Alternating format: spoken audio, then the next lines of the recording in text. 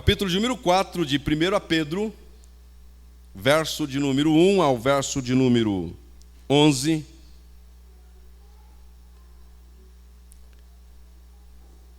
Semana passada falamos um pouco do verso de número 1 até o verso de número 6. Concluímos o verso 6 e hoje vamos entrar no verso 7 ao verso de número 11. E muito provavelmente, daqui 2 domingos, encerraremos a nossa reflexão nessa carta. E então iniciaremos já a nossa reflexão no Evangelho de João. A palavra de Deus ao seu e ao meu coração nesta noite diz assim: portanto, uma vez que Cristo sofreu corporalmente, armem-se também do mesmo pensamento, pois aquele que sofreu em seu corpo rompeu com o pecado, para que, no tempo que lhe resta, não viva mais para satisfazer os maus desejos humanos, mas sim para fazer a vontade de Deus. No passado vocês já gastaram tempo suficiente fazendo o que agrada aos pagãos. Naquele tempo vocês viviam em libertinagem, na sensualidade, nas bebedeiras, orgias e farras e na idolatria repugnante. Eles acham estranho que vocês não se lancem com eles na mesma torrente de imoralidade, e por isso os insultam. Contudo, eles terão que prestar contas àquele que está pronto para julgar vivos e mortos. Por isso mesmo o Evangelho foi pregado também a mortos, para que eles, mesmo julgados no corpo, segundo os homens, vivam pelo Espírito segundo Deus. Verso 7. O fim de todas as coisas está próximo. Portanto, sejam criteriosos e estejam alertas. Dediquem-se à oração. Sobretudo, amem-se sinceramente uns aos outros, porque o amor perdoa muitíssimos pecados. Sejam mutuamente hospitaleiros, sem reclamação. Cada um exerça o dom que recebeu para servir os outros, administrando fielmente a graça de Deus em suas múltiplas formas. Se alguém fala, faça-o como quem transmite a palavra de Deus. Se alguém serve, faça-o com a força que Deus provê, de forma que em todas as coisas Deus seja glorificado mediante Jesus Cristo, a quem sejam a glória e o poder para todo o sempre. Amém. Curva a tua fronte, oremos. Diante da tua palavra, mais uma vez, nos encontramos, ó Deus Pai. E mais uma vez pedimos ao Senhor que fale conosco, fale aos nossos corações. Que o Senhor, Pai, traga a nós tudo quanto necessitamos para que nossas vidas, elas se enquadrem no centro da Tua vontade. O nosso desejo é exatamente este, é vivermos esta vida para a Tua glória, para o louvor do Teu nome. E somente faremos isso, somente glorificaremos o Teu nome se vivermos enquadrados com a Tua vontade. E conhecemos a Tua vontade mediante a Tua palavra, a exposição da Tua palavra. Então, encarecidamente pedimos ao Senhor, Pai, fale conosco mediante esta Tua palavra. Espírito Santo, aplique estas verdades às nossas vidas.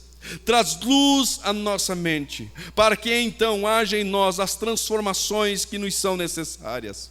E que Cristo Jesus seja glorificado em nós. E que Cristo Jesus seja visto em nós. E que nós nos tornemos diariamente, através do teu agir em nós, Espírito Santo, mais parecidos com Cristo. E então o nome de nosso Pai seja glorificado.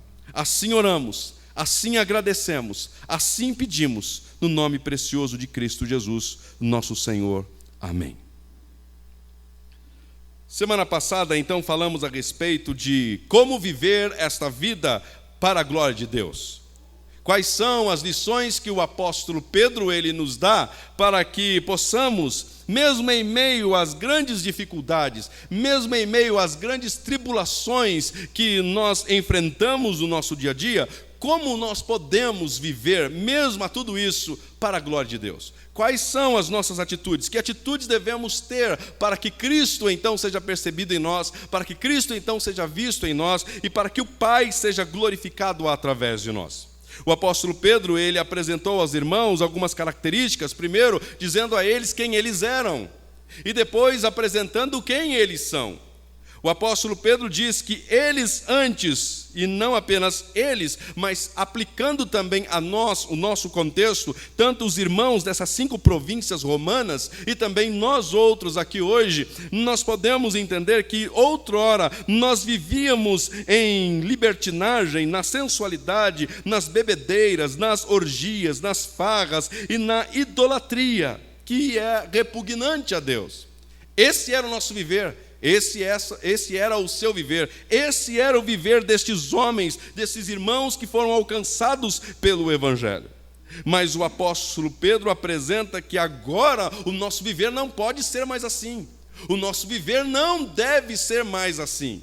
Como deve ser o nosso viver? Talvez a sua pergunta para Pedro. Pedro diz, o seu viver agora deve ser um viver enquadrado no centro da vontade de Deus. Verso de número 2, para que no tempo que lhe resta, não vivam mais para satisfazer os seus maus desejos humanos, mas sim para fazer a vontade de Deus. Então, nós vimos que o apóstolo Pedro chama a atenção dos irmãos a desenvolver um relacionamento com Deus, uma vida próxima com Deus, para que então eles possam conhecer inteiramente esta vontade de Deus. E isso é animador.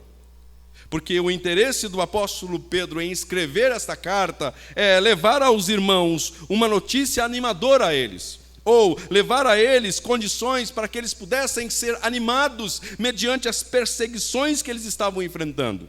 Se aqui até esse tempo não havia desencadeado ainda a grande perseguição de Nero, mas estava iminente, ou seja, estava para acontecer esta perseguição, então o apóstolo Pedro agora ele escreve animando aos irmãos, dizendo a eles, olha, vocês por causa de Cristo irão sofrer. Então espere isso, porque se Cristo, que é o Senhor de vocês, que é o líder de vocês, que é o exemplo de vocês, se Cristo sofreu no corpo, corporalmente, então armem-se desse mesmo pensamento, então tenham isso em mente, vocês também irão passar por sofrimentos. Mas esse viver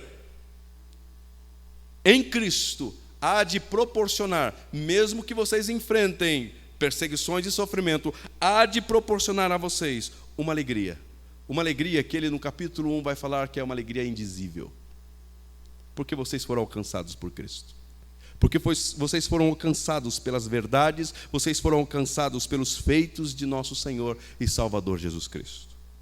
Agora o apóstolo Pedro, do verso 7, ele vai nos ensinar algumas lições ou algumas atitudes, vai nos apresentar algumas atitudes de acordo com as Escrituras, daqueles que aguardam uma promessa.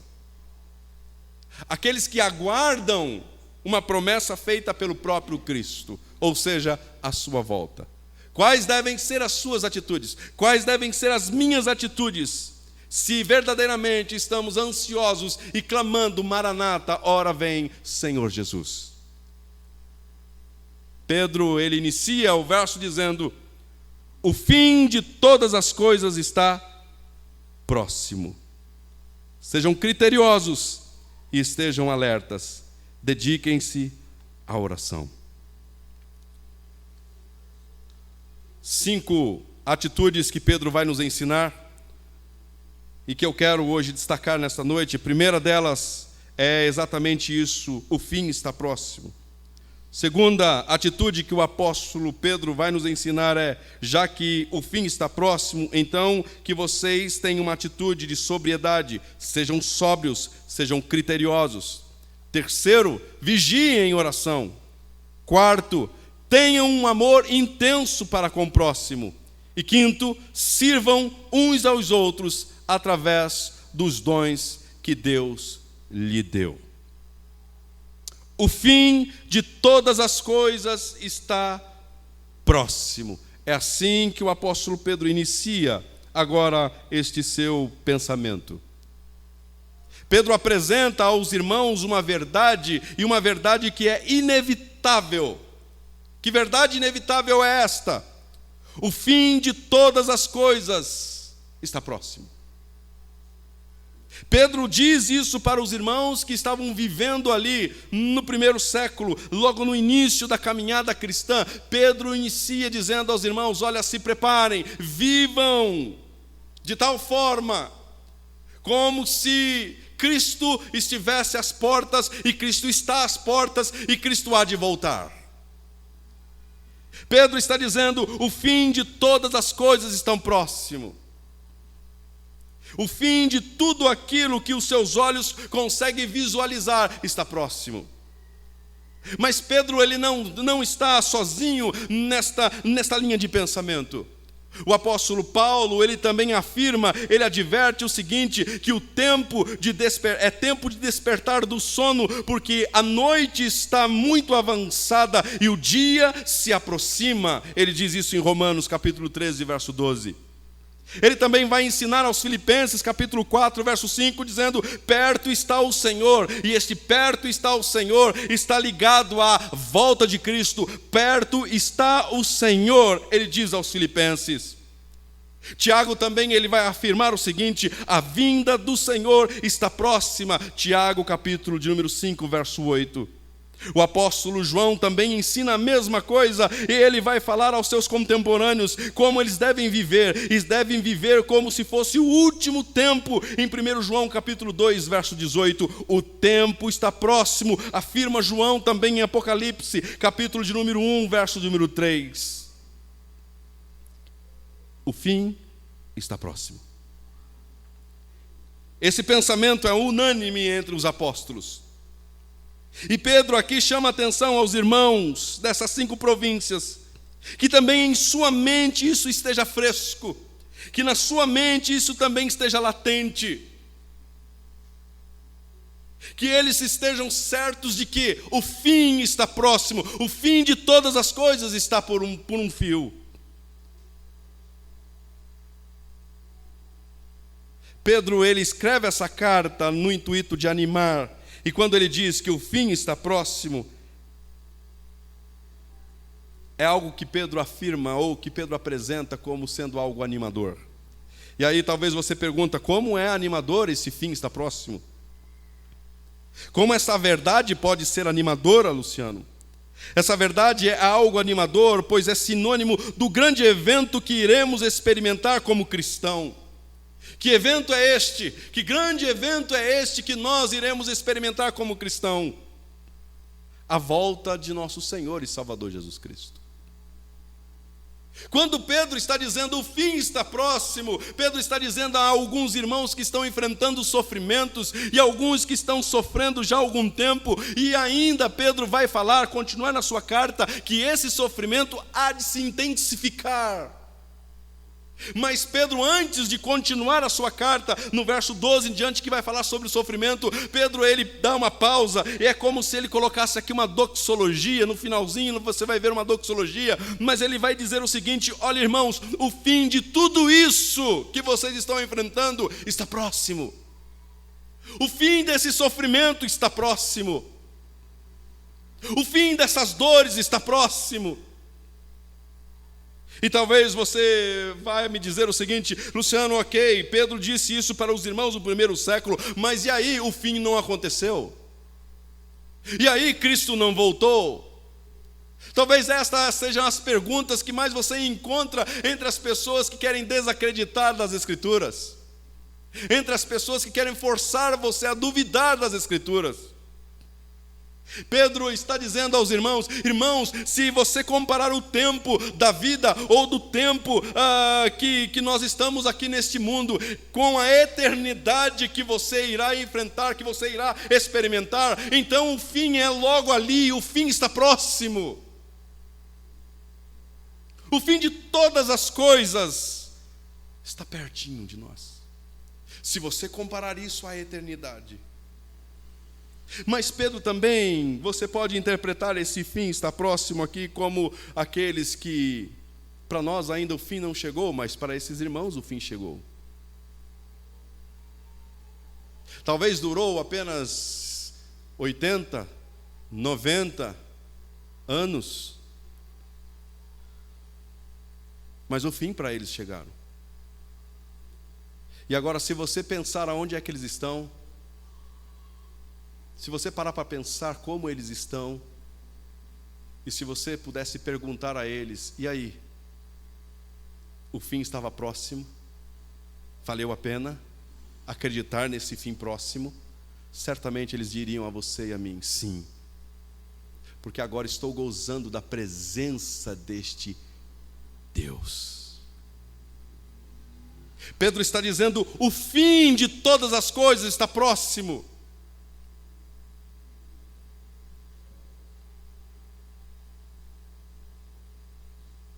Mas ainda Pedro está dizendo: esse fim não é apenas a morte que se aproxima, mas esse fim também está se referindo à volta de nosso Senhor Jesus Cristo.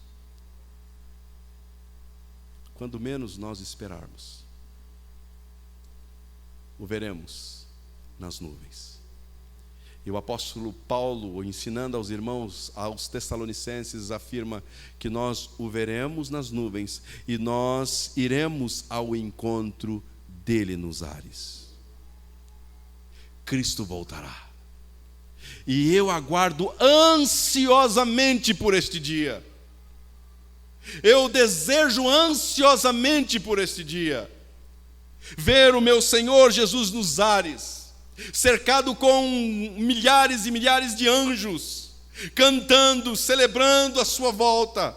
Mas ele voltando agora não como um cordeiro, mas sim como um cordeiro que reina, não como um cordeiro sofredor, mas um cordeiro que está reinando, mas sim como um leão que ruge, um leão triunfante, um Senhor triunfante, que reina sobre tudo e todos. Nossos olhos o verão. E a pergunta é: você deseja vê-lo? Então, essa palavra que Pedro diz aos irmãos é uma palavra animadora. Foi animadora a eles e é animadora a nós hoje. Talvez você possa dizer: mas pode demorar mais 2000 anos. Sim, pode demorar. Todavia, porém, para nós não irá demorar 2000 anos.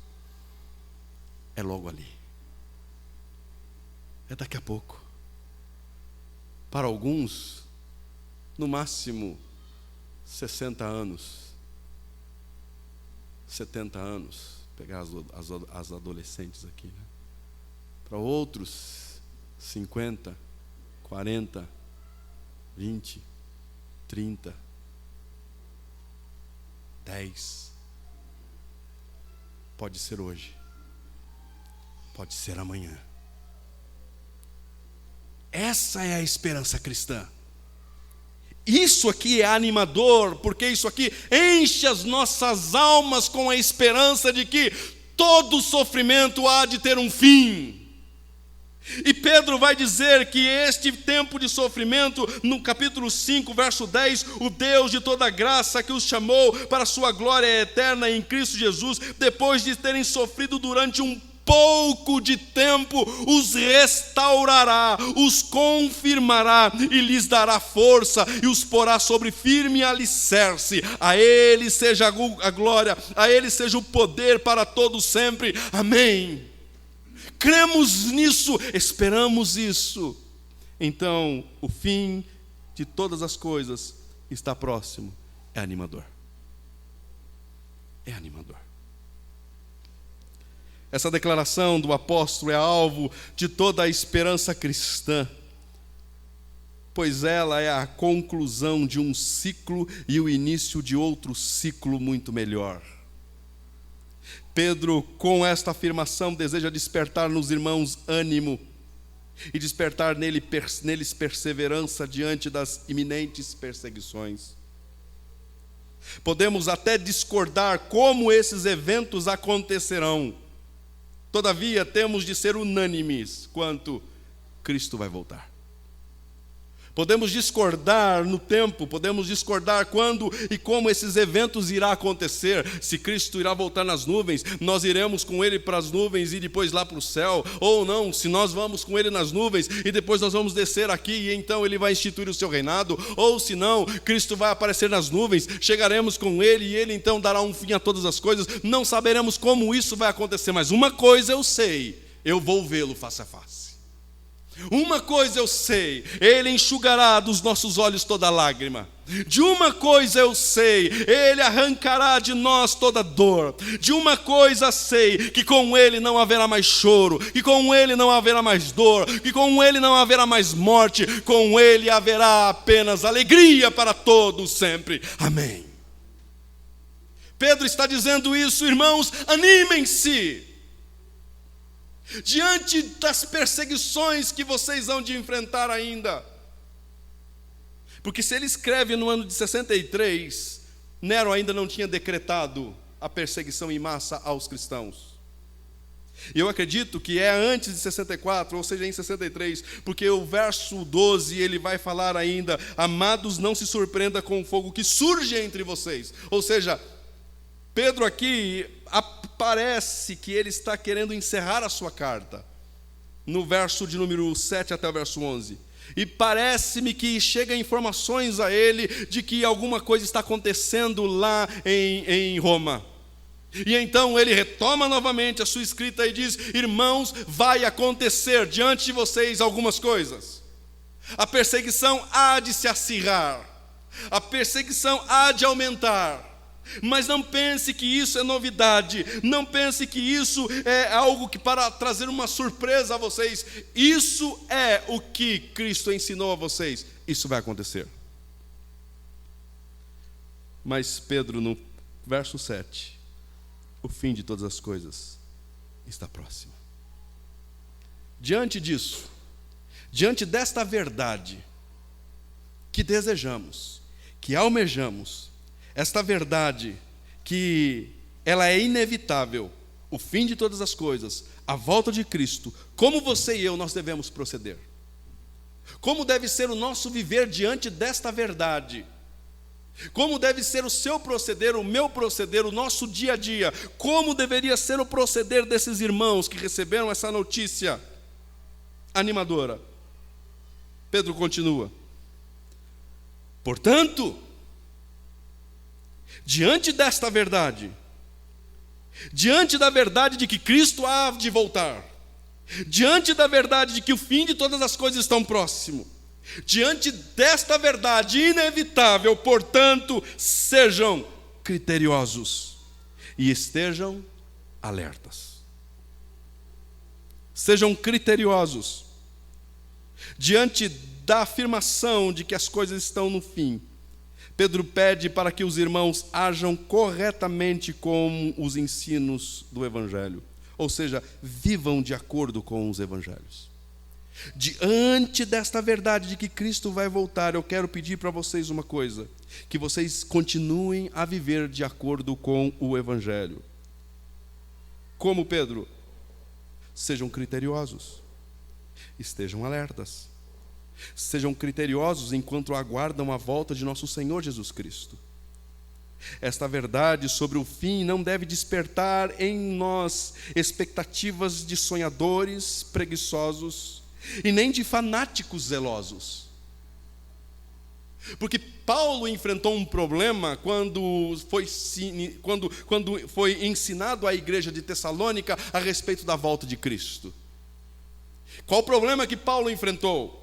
O problema que Paulo enfrentou foi que alguns que aderiram ao cristianismo, que se voltaram para Cristo, que receberam Cristo como seu Senhor e Salvador, eles logo entenderam que Cristo fez uma promessa e que Cristo iria voltar.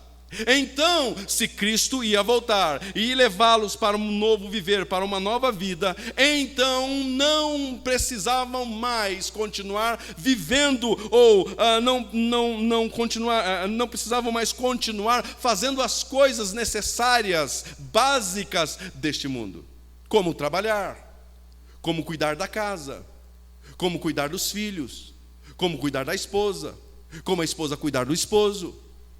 Era esse pensamento que foi introduzido no coração, na mente de alguns. Então Paulo escreve aos Tessalonicenses dizendo: não é assim. Cristo vai voltar. Cristo, claro, vai voltar. Esta é a promessa dele. Mas o viver de vocês deve continuar sendo como se Cristo nunca fosse voltar. Ou seja, vocês têm certeza que Cristo vai voltar, mas a lida de vocês, o trabalho de vocês, o dia a dia de vocês deve continuar igual. Vocês devem cuidar dos filhos de vocês, vocês devem cuidar da esposa de vocês, vocês devem cuidar dos esposos de vocês, vocês devem cuidar do trabalho de vocês. Continuem a vida. Porque alguns estavam querendo ficar apenas no lugar de oração, ou nas casas onde se reuniam, e ali permanecerem, não trabalhar mais, não voltar para casa, não fazer os seus afazeres diários. Pedro está dizendo a mesma coisa para os irmãos: Cristo vai voltar, mas encarem esta volta de Cristo de forma criteriosa. Sejam criteriosos e estejam alertas. Ser criterioso e alerta é o contrário de ser frenético e insensato. O que uma pessoa insensata faz? Ela tem atitudes de um insensato. Ou seja, ela tem uma atitude que não é louvável. Pedro está dizendo: é verdade, o fim das coisas está próximo, e que vocês tenham isso na mente de vocês. Portanto, diante desta verdade, sejam criteriosos. Pedro chama a atenção dos irmãos a essa sobriedade contra o fim, pois muitos, ao ouvirem falar dessas coisas, abandonaram seus postos e aventuraram-se em realizar coisas em nome de Deus.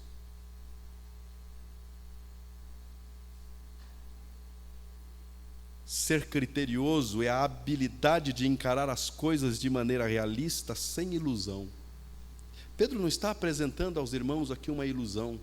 Quando ele fala a respeito dos fins das coisas, ele não está querendo falar para os irmãos: olha, vivam de forma fantasiosa.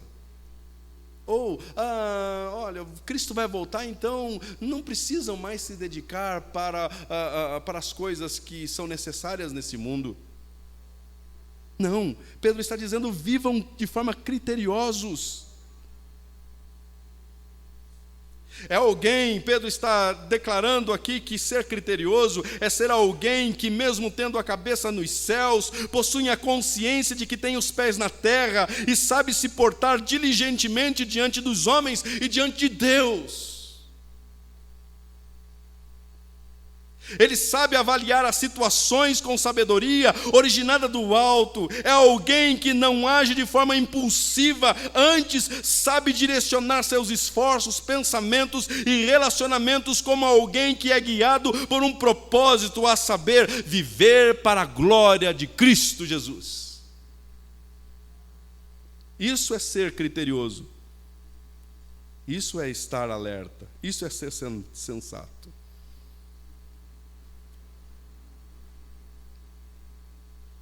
Pedro está dizendo: o fim está próximo. Portanto, sejam criteriosos. Não caiam no erro de tentar descobrir quando Cristo há de voltar. Alguém criterioso nunca entra pelo caminho de descobrir e marcar uma data para a volta de Cristo. Antes, é alguém que se contenta em aguardar a volta de seu Senhor, observando os prenúncios que o próprio Cristo, nosso Senhor, nos deixou em Mateus 24. Muitos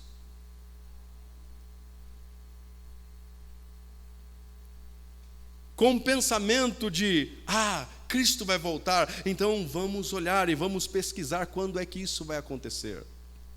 Alguns marcaram datas para a volta de Cristo.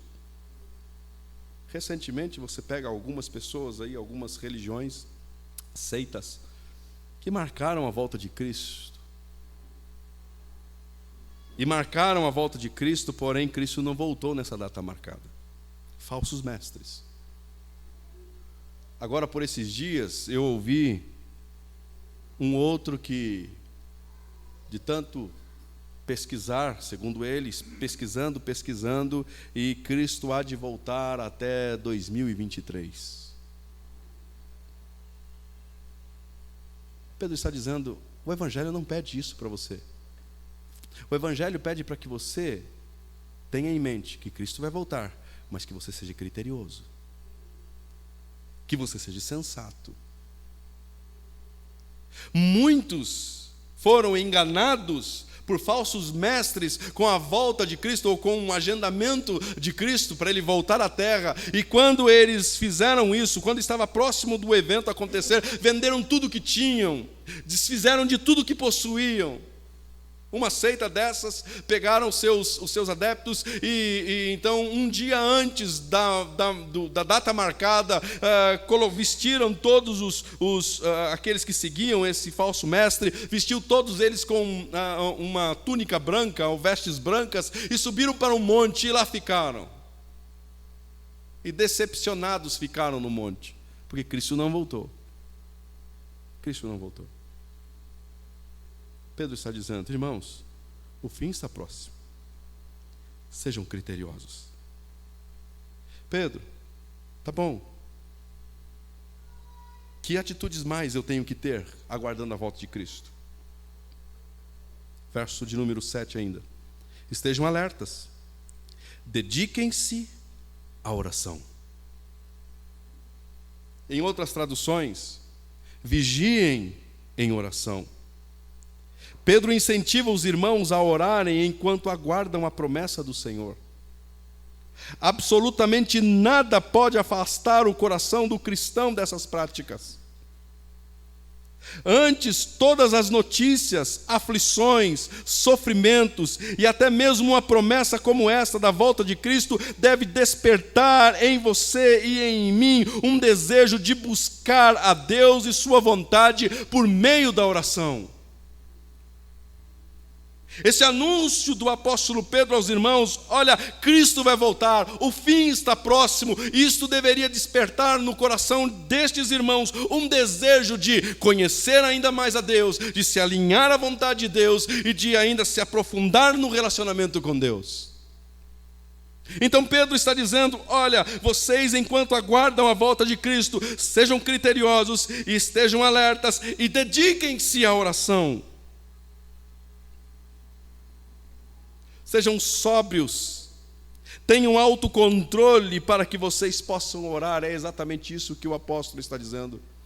Porque uma pessoa que está na frenesi, angustiado ou ansioso por algo que vai acontecer, ele deixa de fazer aquilo que é necessário fazer hoje. Quando eu era pequeno, eu experimentava muito disso.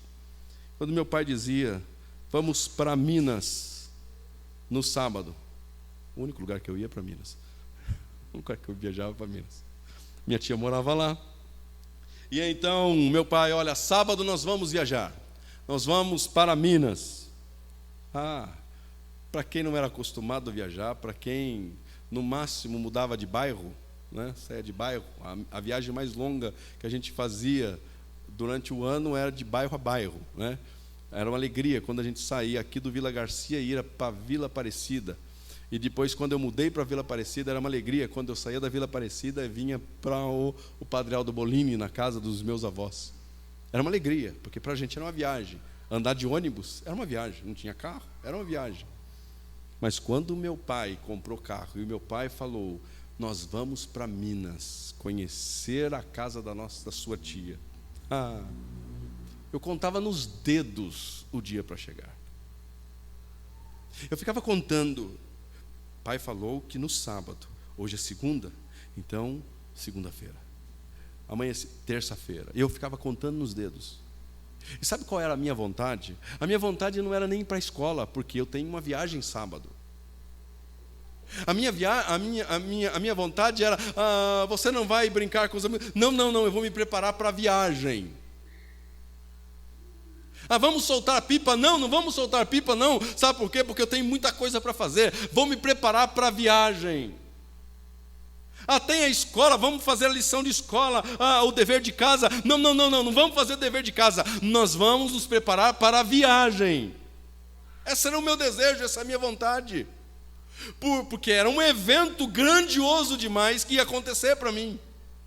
Era um evento que eu estava esperando ansiosamente. Pedro está dizendo: há de acontecer um evento enorme, há de acontecer um evento que vocês aguardam esperançosamente. Todavia, porém, este evento não deve fazer com que vocês fiquem paralisados. Não deve resultar em vocês uma paralisia nas suas atividades. Pedro, vamos aguardar Cristo? Sim, devem aguardar Cristo. Pedro, vamos desejar Cristo, a volta de Cristo? Sim, vocês devem desejar a volta de Cristo, mas vocês devem viver aguardando a volta de Cristo de forma criteriosa, não deixando de fazer aquilo que vocês devem fazer. Cuide da casa de vocês, cuide do esposo, da esposa de vocês, cuide dos filhos de vocês, cuide do trabalho de vocês, cuide dos relacionamentos de vocês, mas tenham em mente: Cristo vai voltar. Vocês não vivam apenas para isso, mas não deixe de fazer aquilo que é necessário e importante para o seu dia a dia. Uma delas, oração. Dediquem-se à oração. Porque pode ser que alguns: Cristo vai voltar, então não preciso nem orar mais, eu vou falar pessoalmente com Ele. Eu vou falar face a face com Ele. Pedro está dizendo: Cristo vai voltar, mas não sabemos quando. Então, aguardem a volta de Cristo orando. Dediquem-se à oração. Sejam sóbrios e tenham autocontrole para que vocês possam orar. A ideia aqui é de que, se não tivermos um autocontrole diante de certas notícias, jamais poderemos orar com eficácia. Pedro está dizendo: orem, dediquem-se à oração. Agora é interessante que quem está ensinando aqui é Pedro. E Pedro aprendeu isso aqui, essa verdade, às duras penas. Lembram-se do episódio dele e Jesus com os outros no Getsemane? Cristo chamou-os para participar de um momento particular com ele. E o que é que Pedro fez? Dormiu. Jesus vem e fala para Pedro: Pedro, vigiem e orem. Jesus se afasta, vai orar ao Pai, e quando volta, vê eles novamente dormindo. Pedro está dizendo aqui: irmãos, não façam o que eu fiz. Eu perdi uma oportunidade de desfrutar no jardim um momento de participar com o próprio Cristo de um tempo de oração. O próprio Deus estava naquele jardim. O próprio Deus estava comigo ali. E eu desperdicei. Pedro está dizendo: aguardem a volta de Cristo, mas sejam criteriosos. Dediquem-se à oração. Mas Pedro continua ensinando. Pedro, qual outra atitude eu devo ter? Verso de número 8. Sobretudo, amem-se sinceramente uns aos outros, porque o amor perdoa muitíssimos pecados. Pedro mais uma vez toca no assunto que credencia e valida um discípulo de Cristo, que é o amor entre si. Porque o próprio Jesus, ensinando Pedro e os demais, disse assim: e nisso todos hão de conhecer que vocês são os meus discípulos, se vocês amarem-se uns aos outros. Pedro está passando o que ele recebeu de Cristo. Vocês querem demonstrar que amam a Cristo verdadeiramente? Então demonstrem que vocês amam-se uns aos outros. Vocês querem demonstrar que vocês desejam Cristo, a volta de Cristo, porque vocês amam Cristo? Então comece a amar aquele pequeno Cristo que está ao seu lado. Demonstre amor a Ele. Sobretudo, amem-se sinceramente uns aos outros. Pedro orienta os irmãos que em meio às aflições e sofrimento algo pode ser realizado. E o contexto aqui que Pedro escreve é irmãos que estão sofrendo. Então Pedro está dizendo: Cristo vai voltar, mas enquanto aguardamos Cristo voltar, você tem uma obrigação: aliviar a dor do outro. Como? Através do amor. Se sensibilize com o próximo. Aproximem-se um dos outros. Demonstrem amor uns para com os outros. A ideia aqui de Pedro é alguém que está se esforçando para que o amor entre você e o próximo seja evidente diante dos incrédulos. E assim vejam no amor entre vocês o reflexo do amor de Deus. Sobretudo, amem-se sinceramente uns aos outros. Esse amor deve ser intenso. Algumas traduções dizem assim: amem-se intensamente, ou amem intensamente uns aos outros. Esse amor deve ser intenso, a ponto de conseguirmos amar aqueles que, se pudéssemos escolher, não andaríamos com eles.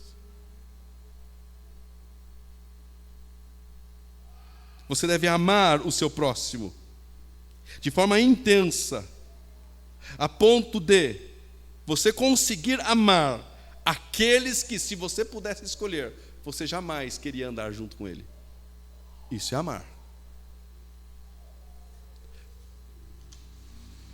Mas Pedro continua dizendo: você deve amar o próximo, sobretudo amem-se uns aos outros, porque o amor perdoa muitíssimos pecados. A ideia aqui não é que o amor há de retirar ou apagar pecados dos outros. Pedro ele apresenta que o resultado deste amor com os irmãos, ele é um resultado de um amor protetivo. Ou seja, primeiro, este amor deve despertar em você o desejo de também perdoar. Sabe por quê? Porque muitos vão cometer alguma coisa contra você. Muitos irão, em algum momento da caminhada, realizar algumas coisas que vai entristecer você, vai ofender você. E sabe qual deve ser a sua atitude, a minha atitude? Amar e perdoar. Pedro está dizendo, porque o amor perdoa muitíssimos pecados. Não é que vai apagar o pecado do outro, é que esse irmão que pode cometer contra você muitíssimos erros, você está disposto a perdoá-lo todas as vezes que for necessário. Porque uma vez perguntaram para Jesus: Jesus, quantas vezes eu devo perdoar o meu próximo? Jesus disse: quantas vezes? E responderam: 7 vezes 7? Jesus: não, mas 70 vezes 7. Ou seja, Jesus falando, não que você deva fazer o cálculo 70 vezes 7, mas Jesus está dizendo, tantas quantas vezes for necessário perdoar o seu próximo, por causa do amor que você conhece em Deus, você perdoa. É por isso que o apóstolo Pedro está dizendo, porque o amor perdoa, ou o amor, porque o amor perdoa muitíssimos pecados. Mas a ideia aqui também que Pedro está querendo dizer é que esse amor que perdoa é um amor que também protege. Ou seja, mesmo que uma pessoa cometa o erro, porque você ama aquela pessoa, você não lança no ventilador o erro daquela pessoa. Porque você ama sinceramente ela. Pedro está dizendo que esse amor é um agente protetivo, ou seja, pessoas que por se amarem não expõem o outro à vergonha e ao vexame.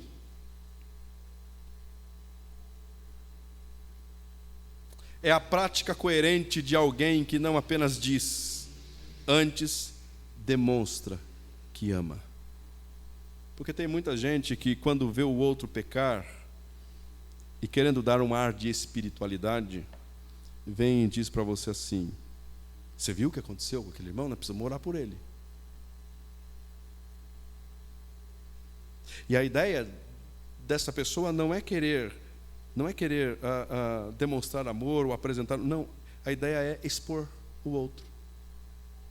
Simplesmente expor o outro. Para o pastor, para o líder, para um amigo.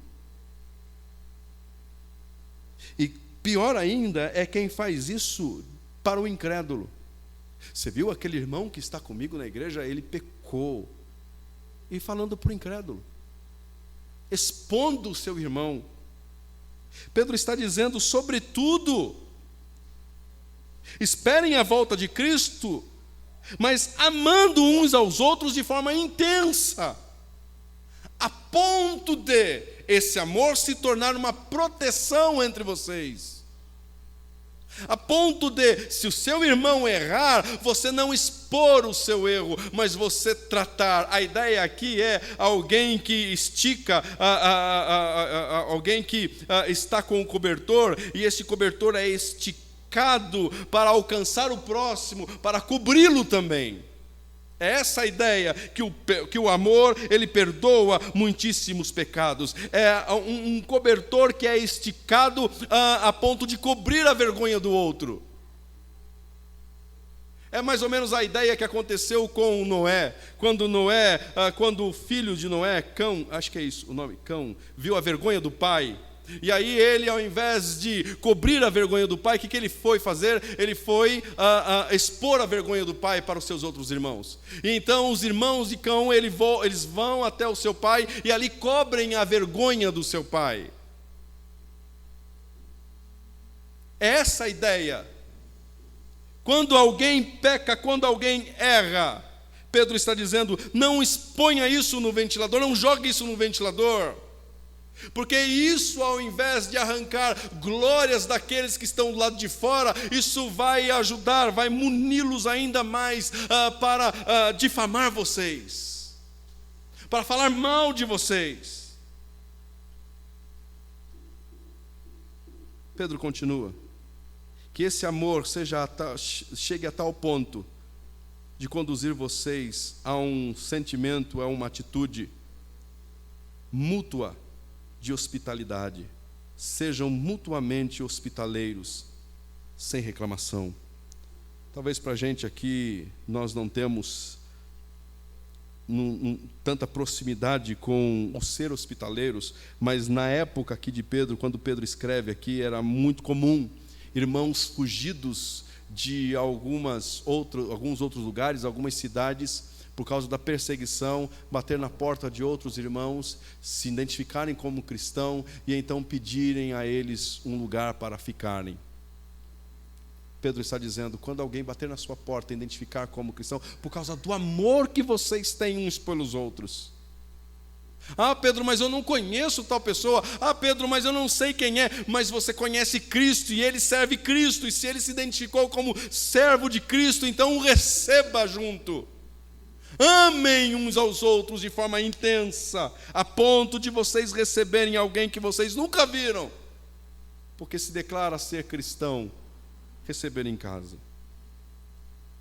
Talvez no nosso contexto isso aqui não se aplica com tanta veemência como se aplicava a este tempo, mas talvez se aplique a você ser hospitaleiro com algum irmão que você conheça de outras igrejas. Você ser cordato com eles. Tem gente que quer conversar com irmãos de outras igrejas para arrumar briga. Entra no Facebook para discutir, para brigar. Sejam hospitaleiros, sejam cordatos, sejam sensatos. Pedro continua. Verso de número 10. Cada um exerça o dom que recebeu para servir os outros, administrando fielmente a graça de Deus em suas múltiplas formas. Pedro aqui, ele diz uma outra atitude que você e eu devemos ter enquanto aguardamos a volta de Cristo. É nos colocarmos à disposição para o servir ao outro. Sirvam uns aos outros através dos dons que Deus lhe deu. Pedro aqui está trazendo a ideia de que todos nós, por amarmos uns aos outros, devemos nos colocar à disposição de Deus para servir o próximo. Então Pedro está dizendo que absolutamente ninguém, nenhum de nós aqui, não recebemos de Deus algum dom para colocarmos à disposição dos nossos irmãos. Todos nós recebemos de Deus algum dom. E esse dom que você recebeu deve estar à disposição da igreja. Absolutamente todos receberam de Deus algum dom. E o propósito de recebê-lo é de exercê-lo em favor da igreja. Da igreja. Talvez você possa dizer, mas eu não tenho nenhum dom. Você certamente tem algum dom que você pode servir os seus irmãos. Geralmente quem coloca esse empecilho de que eu não tenho nenhum dom, é porque ainda não conseguiu desenvolver um amor próximo com o seu irmão. Porque todos aqueles que amam sinceramente uns aos outros, a primeira coisa que surge, o primeiro sentimento que surge é: estou à disposição. Conta comigo. Estamos juntos. Pedro está dizendo, certamente todos os que foram chamados para serem participantes do corpo de Cristo receberam um dom. Então cada um exerça o dom que recebeu para servir os outros. Cada um de vocês, sem exceção, todos receberam um dom, e este dom que vocês receberam, vocês devem usá-lo, vocês devem direcioná-lo, canalizá-lo para o serviço do próximo, porque isso glorificará a Cristo, isso glorificará a Deus.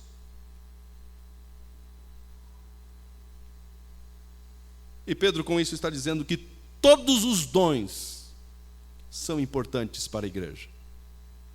Todos os dons. Cada um exerça o dom que recebeu para servir os outros, administrando fielmente a graça de Deus em suas múltiplas formas. E ele vai dar exemplo. Se alguém fala, faça-o como quem transmite a palavra de Deus. Se alguém serve, faça-o como a força de Deus, com a força que Deus provê, de forma que em todas as coisas Deus seja glorificado, mediante Jesus Cristo, a quem seja a glória e o poder para todos sempre. Amém. Pedro está dizendo que todos receberam dons, e todos os dons são importantes. Há aqueles que foram chamados para falar, para pregar, para anunciar. Mas há aqueles que foram chamados, que Deus deu a eles o dom de trabalhar nos bastidores, de arrumar, de ajudar, seja em algum evento, seja numa decoração, seja em alguma coisa. É um dom que Deus deu a serviço do reino. E diante de Deus, o dom daquele que fala e o dom daquele que está nos bastidores fazendo alguma coisa tem o mesmo peso. E o que é exigido tanto de um quanto do outro é serem fiéis. Talvez no olhar humano aquele que está mais em evidência deve ser recompensado de melhor forma, ou aquele que está em evidência deve ser melhor recompensado, e aquele que não está em evidência não tem tanto valor, não tem, vamos trazer isso para o salário, não precisa ganhar muito bem, mas aquele que está exposto precisa ganhar bem. No reino de Deus isso não funciona.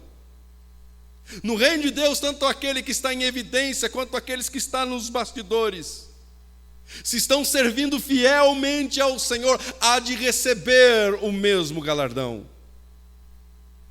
há de receber a mesma recompensa. Então, para o reino de Deus, todos os dons, todos os serviços são importantes. São importantes. Pedro ele resume alguns dons, ou todos eles. Pedro resume todos os dons em 2 exemplos. Ele vai falar, primeiro, o exemplo daqueles que falam. E quando Pedro fala sobre os que falam, Pedro está aqui englobando todos os dons que de alguma maneira transmite a palavra de Deus. Ensinar, pregar, evangelizar, exortar, aconselhar, o dom de falar em línguas, o dom de interpretar línguas, o dom de falar em palavras de sabedoria, o dom de conhecimento, liderança, e entre outros. Aqueles que falam. Pedro está dizendo, se você recebeu de Deus esse dom, preste atenção, seja fiel à palavra de Deus, que você transmita no falar a palavra de Deus. Mas Pedro também coloca um outro, que é o servir. Aqueles que foram chamados e receberam um dom relacionado ao serviço. Pedro engloba todos os dons que não estão relacionados ao falar, e sim ao serviço, contribuir, fé, dom de administrar, o amor, e entre outros.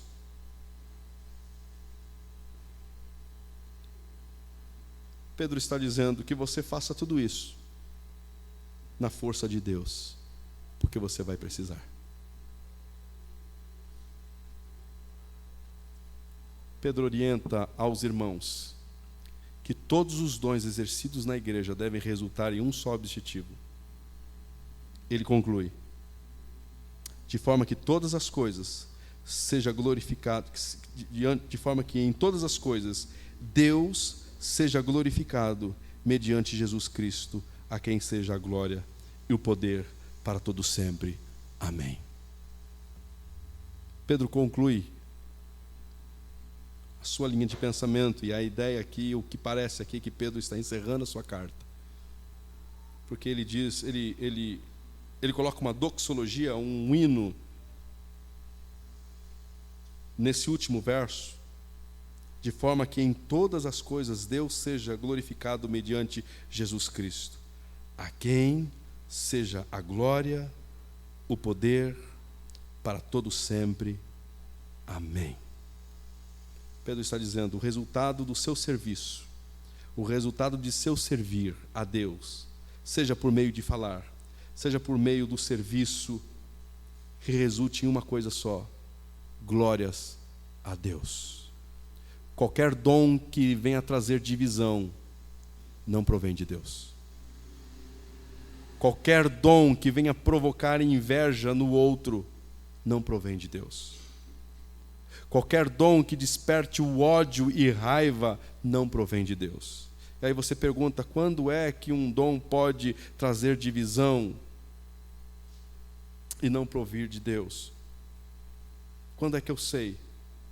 Quando um dom é quando eu recebi um dom e eu quero exercê-lo para os meus próprios ideais. Quando é que um dom pode provocar inveja? É quando você, por Deus, para exercer um dom que está em evidência, você se sente melhor e maior do que o outro. Quando é que um dom pode despertar ódio e raiva no outro? É quando você recebe um dom, exemplo, exortar o outro, e você exorta a ponto de causar raiva e ódio nesse outro irmão. Esses dons não provêm de Deus. Porque o resultado do exercer o dom é glórias a Deus por meio de Jesus Cristo. Amém? Apenas 2 aplicações diante de tudo aquilo que nós ouvimos. Primeiro, em meio aos sofrimentos, as Escrituras nos apresentam algo que é capaz de trazer alento às nossas almas. E este alento é uma promessa realizada pelo próprio Cristo.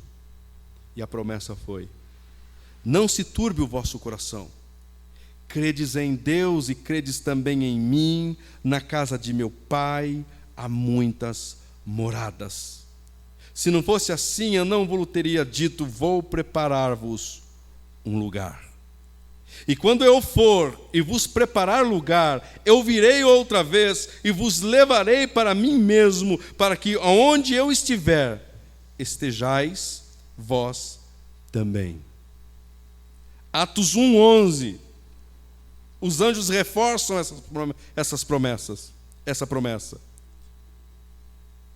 Está escrito assim: tendo dito isso, foi elevado às alturas, enquanto eles olhavam, e uma nuvem o encobriu da vista deles. E eles ficaram com os olhos fitos nos céus, enquanto ele subia. De repente surgiram diante deles 2 homens vestidos de branco, que lhes disseram: Galileus, por que vocês estão olhando para o céu? Este mesmo Jesus, que dentre vocês foi elevado aos céus, voltará da mesma forma como o viram subir. Que você nessa noite saia daqui com o seu coração desejoso por cruzar com os olhares daquele que fez a promessa a você. Ele há de voltar. Ele há de vir. E que você viva esta vida como se ele fosse voltar já. Que a sua alma aguarde assim. Com relação à sua espiritualidade, com relação à sua piedade, com relação ao seu viver diante de Deus e diante dos homens, que você apresente um viver assim, alguém que aguarda ansiosamente pela volta de Cristo. Mas também que você possa viver realizando os seus afazeres diários, aguardando Cristo, mas não abandonando o seu posto e nem as suas obrigações. Se você olhar para tudo aquilo que o apóstolo Pedro ensinou, como deve ser a atitude daqueles que aguardam Cristo, você vai ver que Pedro já ensinou tudo isso antes. É como se Pedro estivesse falando assim: irmãos, vocês querem saber como é que deve ser uma vida que aguarda Cristo? Continue vivendo como vocês vivem. Amando uns aos outros, servindo uns aos outros. Continuem orando, se dedicando à oração. Continuem sendo aqueles que estão atentos às coisas que acontecem. Continuem sendo aqueles que são sensatos. Continuem sendo aqueles que são hospitaleiros. Continuem sendo aquilo que vocês são. Vocês não precisam de absolutamente mais nada. Aguardem Cristo, vivendo como Cristo, sendo Cristo presente aqui, cientes de que este seu Cristo há de voltar. Se você pudesse perguntar para Pedro: Pedro, como é que eu devo viver a minha vida aguardando Cristo? Pedro há de responder a você: seja criterioso, vigie e ore, tenha um amor intenso uns pelos outros e sirva uns aos outros. Pedro, eu já faço isso, Pedro. Então continue. Não precisa de mais nada. Pedro, eu preciso fazer alguma coisa mirabolante. Não. Continue fazendo o que você está fazendo. E isso é a demonstração de um coração que aguarda o Cristo, o Senhor. Amém? Coloque sob os pés. Vamos orar.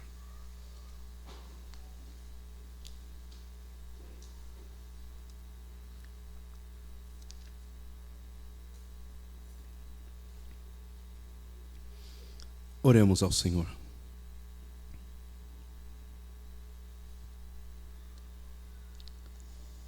Ó Deus, obrigado pela Tua palavra.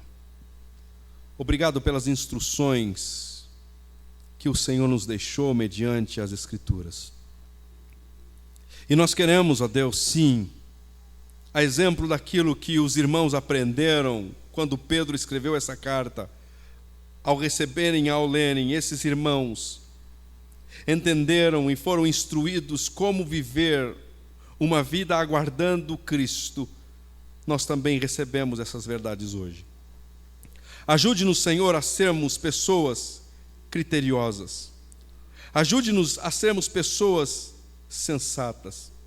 Ajude-nos, ó Deus, a viver esta vida, mas sem aquela euforia de alguém que está aguardando algo e esquecendo das coisas necessárias e importantes por fazer. Não nos deixe esquecer daquilo que é importante e necessário.